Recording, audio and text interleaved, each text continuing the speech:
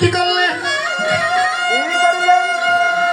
এই যে পুরাণ খুলে আবার দেখিতে লাগলেন। পুরাণ খুলে মুনি ঠাকুর আবার নিরক্ষিয়ে সাহাই ওরে ওরে পুরাণ খুলে মুনি ঠাকুর নিরক্ষিয়ে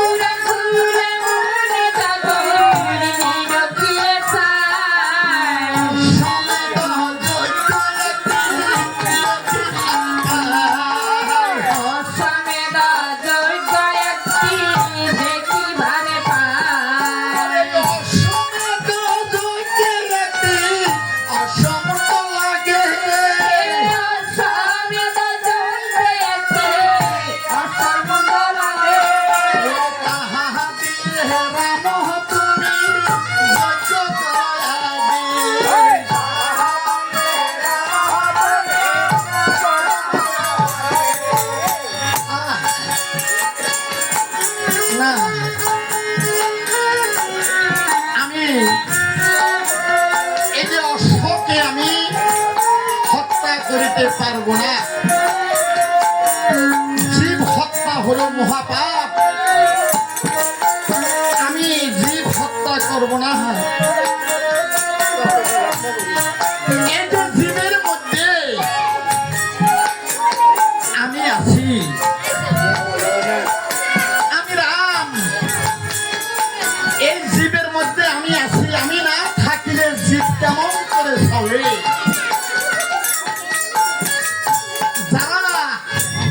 জ্ঞানহীন লোক তারা জীব হত্যা করে,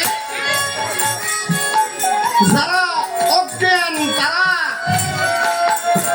জীব হত্যা করে মায়ের পূজা করে। এই যে মা সর্ব জীবের মধ্যে বিরাজমান, এই যে একটা পশু, সেই পশু জন্ম হয়েছে আর একটা মা পশুর গর্ভে। তাহলে সে মা এই দেহখানা হলো এই মায়ের দেহ। এই মা যখন পিতা করে, এই মা কালী যখন পিতা করে, তখন কুলকুণ্ডলী জাগ্রত হয়, তখন কৃষ্ণ ভক্তি উদিত হয়। আর সে মা সকল জীবের মধ্যে আছে, আর সকল জীবের মাতা হলো সে কালী মা। আর আমি হলাম সেই সর্বশ্রেষ্ঠ, আমি হলাম সৃষ্টির একমাত্র উৎস। আমি যারা অজ্ঞান তারা কি করে? তারা মায়ের সামনে এই যে সন্তানকে বলি দেয়। সন্তান ফাটা ছাগল যত জীবজন্তু আছে, এই যে সবাই হলো মায়ের সন্তান। সেই মার সামনে বলি দেয়, তাকে তাতে মা কি সন্তুষ্ট হবে না মা রুষ্ট হবে? মা অসন্তুষ্ট হবে, হিতে কিন্তু বিপরীত হবে। তাই বলছিলাম জীব হত্যা মহাপাপ, আমার দ্বারা সম্ভব হবে না। অগমন ঠাকুর, আমি অশ্বমের যজ্ঞ করবো, ঠিক আছে, কিন্তু অশ্বকে আমি জীবিত ভাবে আমি জীবিত রেখে তাকে আমি তা দিয়ে আমি যজ্ঞ করবো, ঠিক আছে, অসুবিধাটা কোথায়? আজকে শ্রীরামচন্দ্র তখন শের কথা শুনে আনন্দিত হলেন। আর এদিকে শ্রীরামচন্দ্র বলছেন, মনে গো আমার অন্তরে আর কোনো সংশয় নেই, আমার অন্তরে কোনো বাধা নেই, আমি অশ্ব দিয়ে যজ্ঞ করবো। শ্রীরামচন্দ্র তুমি অশ্ব দিয়ে যজ্ঞ করবে, ভালো কথা। এখানে একটি কথা আছে, এই যে গ্রামগঞ্জে যে সকল অশ্ব দেখা যায়, সে অশ্ব দ্বারা তোমার যজ্ঞ সমাধান হবে না। তাহলে কেমন অশ্ব লাগবে? বংশ লাগবে না। আরে সত্যবর্ণ অশ্ব হবে অতি মনোহর,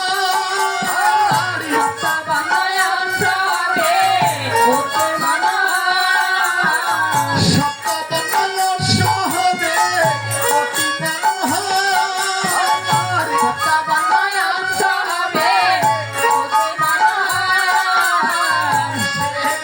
লাগিবে তোহরা মোহর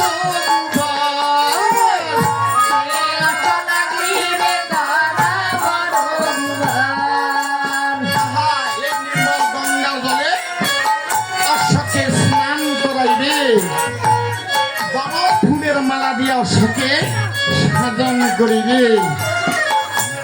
আর অশ্বের কপালে জয়পত্র লিখবে। আরে সতীর ফুতির হইয়া যে অসনানি ধরে,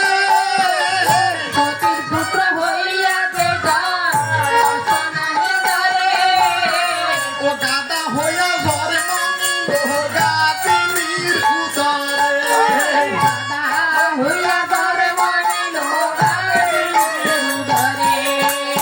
আর লিখবে দর্প করিয়া যে জন সব করিবে বন্ধন, মম হাতে করিয়া সেইজন হইবে নিধন। আর লিখবে সূর্য বংশে দশরথ অজের নন্দন, তার পুত্র শ্রীরাম লক্ষ্মণ দিয়েছিলেন বন। পঞ্চবটী বনে থাকত রাম নারায়ণ, শূর্পণখার নাসিকা কাটিলেন লক্ষণ, শূর্পণখার নাসিকা কাটিলেন লক্ষণ। এই কারণে রামের সীতা হরিল রাবণ, রাবণকে বধ করিলেন ব্রহ্ম সনাতন, রাবণকে বধ করিয়া ব্রহ্মবধের পাতকী হইলেন রাম নারায়ণ। আর লিখলেন কি সূর্য বংশে আদি পুরুষ কে ছিল, সেটাই কিন্তু আবার অশ্বের কপালে লিপিবদ্ধ করে দিলেন। সূর্য বংশে আদি পুরুষ হয় নিরঞ্জন, আর পুত্র ব্রহ্মা বিষ্ণু হয় মহেশ্বর। এক কন্যা ছিল নামেতে কন্দিনী, কন্দিনীকে সমর্পিত জরৎ কারমুনির পুত্র নারদকে বখলি। সেই ঘরে জন্ম নিল, তার নাম হলো ভানু,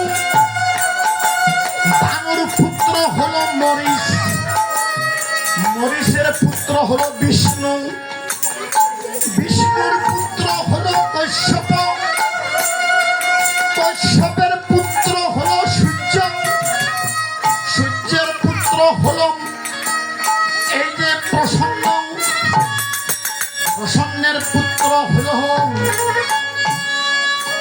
যুবরাশ্য, যুবরাশ্যের পুত্র হলো মানদাতা, মানদাতার পুত্র হলো মসিকুন্দ, মসিকুন্দের পুত্র হলো পিতু, পিতুর পুত্র হলো ইক্ষ্বাকু, ইক্ষ্বাকুর পুত্র হলো আজ্ঞাব্রত, আজ্ঞাব্রতের পুত্র হলো শতাবত্ত, শতাবত্তের পুত্র হলো এই যে খান্ড, খান্ডের পুত্র হলো দণ্ড, দণ্ডের পুত্র হলো হারিত, হারিতের পুত্র হলো হরিবীজ, হরিবীজের পুত্র হলো হরিশ্চন্দ্র রাজা, হরিশ্চন্দ্রের পুত্র হলো রুহিদাস, রুহিদাসের পুত্র হলো সগর রাজা, সগর রাজা, সগরের পুত্র হলো অসমঞ্জন,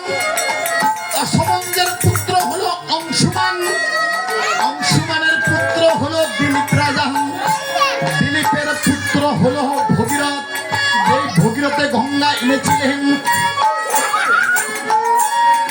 আহার এই যে ভগীরথের পুত্র হলো সুদাস, সুদাসের পুত্র হলো সৌদাস, সৌদাসের পুত্র হলো আবার দিলীপ, দিলীপের পুত্র হলো রঘুরাজ, রঘুরাজের পুত্র হলো অজয় রাজা, অজয় রাজার পুত্র হলো দশরথ রাজা, দশরথের পুত্র হলো শ্রীরামচন্দ্র।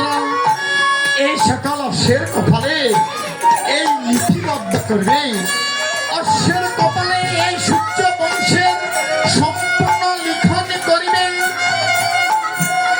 আচ্ছা মনে ঠাকুর, শব্দ কিন্তু বলেছেন, আসল কথা বলেন। আমি কি নকল বলছি? আরে আসল কথাটা হলো, আপনি বলেছেন এই পৃথিবীতে এই অশ্ব নাই, তাহলে এই অশ্ব আমি কোথায় গেলে পাই? হে শ্রীরামচন্দ্র, চিন্তার কোনো কারণ নাই, সত্যবর্ণ অশ্ব আছে ওই পাতালপুরে কপিল মুনির ঠাই। তাই বলছিলাম ওই হনুমানকে তুমি পাঠিয়ে দাও পাতাল অবরোহণ, সেখান থেকে ওই যজ্ঞের অশ্ব হনুমান করিবে উদ্ধারণ। হে শ্রীরামচন্দ্র, আরে হনুমানকে পাঠিয়ে দাও,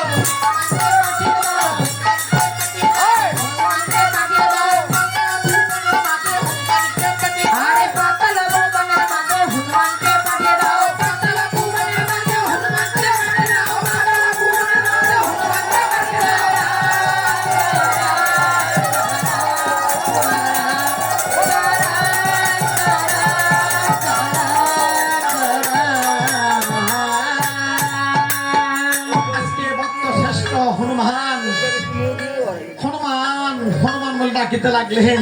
আরে ডাক শুনে ভক্ত শ্রেষ্ঠ হনুমান তখন উপনীত হলেন। আর দিকে হনুমান তখন আপনি শ্রীরামচন্দ্রের চরণ কমলে পড়ে বলছেন, প্রভু